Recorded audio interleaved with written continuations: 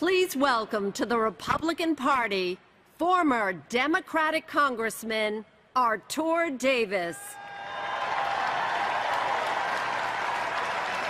Thank you. Ladies and gentlemen, thank you. Ladies and gentlemen, thank you so much. Thank you. Thank you so much for that warm welcome. Thank you so much. Now, some of you may know the last time I spoke at a convention, it turned out I was in the wrong place.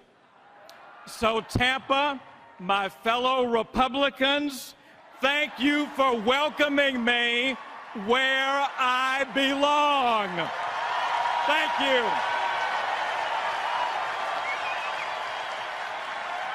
Thank you.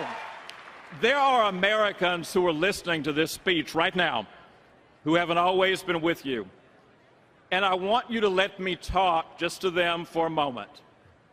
I know how loaded up our politics is with anger and animosity, but I have to believe we can still make a case over the raised voices. There are Americans watching right now who voted for the president, but they're searching right now because they know that their votes didn't build the country they wanted. To those Democrats and independents whose minds are open to argument, listen closely to the Democratic Party that will gather in Charlotte and ask yourself if you hear your voice in the clamor.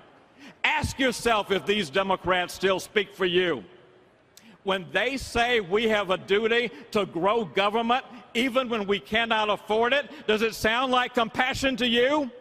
Or does it sound like recklessness? When you hear the party that glorified Occupy Wall Street blast success, when you hear them minimize the genius of the men and women who make jobs out of nothing, is that what you teach your children about work? When they tell you America is this unequal place where the powerful trample on the powerless, does that sound like the country your children or your spouse risked their lives for in Iraq or Afghanistan? Do you even recognize the America they are talking about? And what can we say about a house that doesn't honor the pictures on its walls?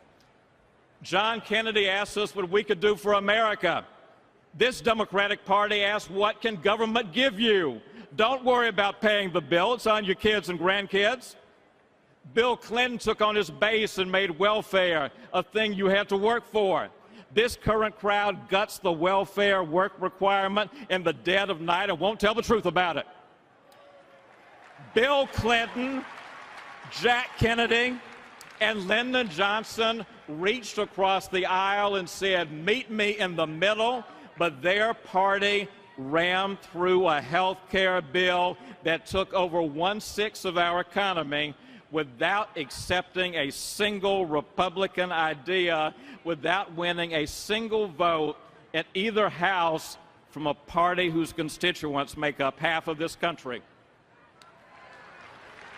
You know, the Democrats used to have a night when they presented a film of their presidential legends. Folks, if they do it in Charlotte, the theme song should be this year's hit, Now You're Just Somebody That I Used to Know.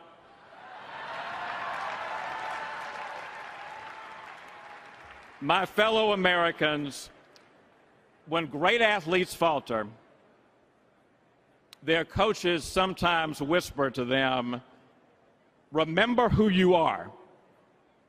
It's a call to their greatness at a moment when their bodies and spirit are too sapped to remember their strength. This sweet, blessed, God-inspired place called America is a champion that has absorbed some blows, but we bend, we do not break. This is no dark hour. This is no dark hour. This is the dawn before we remember who we are. So may it be said of this time in our history, 2008 to 2011, lesson learned. 2012, mistake corrected. God bless you. God bless you, Tampa. God bless you, America. Let's take this country back. Thank you so much.